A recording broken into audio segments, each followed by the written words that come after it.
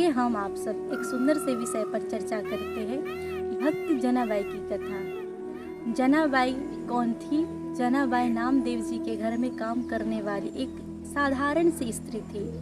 कहने का भाव क्या है, जनाबाई के हृदय में ठाकुर जी के प्रति इतनी भक्ति थी, इतना प्रेम करती थी ठाकुर जी से, क्योंकि जब कभी भी नामदेव जी के घर में भजन कीर्तन का समय आता, सत्संग का अवसर मिलता, तो भक्त जनाबाई काम त्याग करके वो आके कीर्तन के मंडल में बैठ जाती। क्योंकि इनकी भक्ति का, भजन का इतना प्रभाव रहा कि एक दिन जनाबाई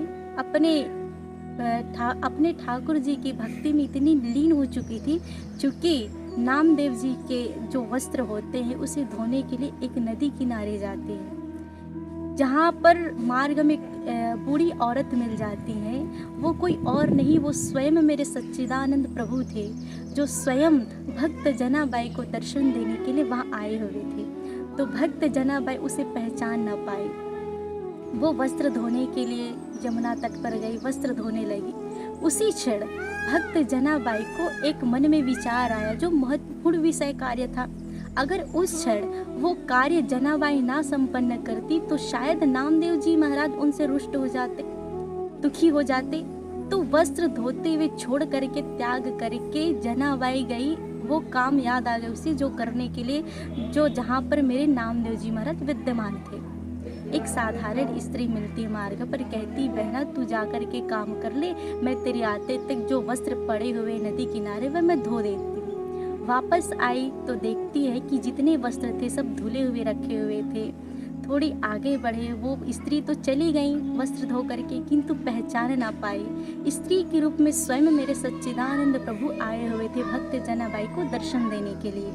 थोड़ी देर विचार करते हैं जनाबाई की वो कौन सी स्त्री थी जो मुझे मदद करने के लिए, इतनी साधारण पूर्णतः मेरी मदद करने के लिए चली आई। चल करके उसका परिचय तो पूछ लूँ, कभी भी मुझे भी अवसर मिले उनका मदद करने के लिए, हेल्प करने के लिए, तो मैं भी चली जाऊंगी सेवा करने के लिए। चारों दिशा में घूम करके देखती, लेकिन जनाबाई को वो स्त्री दिखाई नहीं पड़ती है। जनाबाई जा करके पूरी कथा विस्तार पूर्वक नामदेव जी महाराज को सुनाते। नामदेव जी महाराज गदगद हो गए।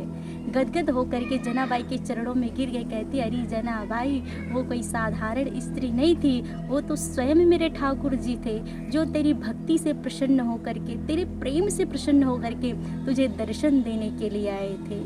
कहने का भाव क्या है, हमारे हृदय में यदि सच्चा प्रेम, सच्ची भक्ति हो तो ठाकुर जी किसी भी रूप में हमें दर्शन देने के लिए आ सकते। केवल निष्ठा होनी चाहिए, भक्त के हृदय में सरल भाव होनी चाहिए। जिसके हृदय सरल है, मेरे ठाकुर जी स्वयं दौड़े चले आते, किसी न किसी रूप में दर्शन देने के लिए वो अवश्य आते हैं। इसलिए आप सब भी भक्ति ऐसे करिए, निस्वार्थ भाव से, निश्चल भाव से, मेरे ठाकुर जी आपको भी दर्शन देने के लिए स्वयं चले आएंगे। आइए इसी भाव के साथ अपनी वाणी को यही विराम देती हूँ। आप सभी को जय जय श्री राम, जय जय श्री राधे।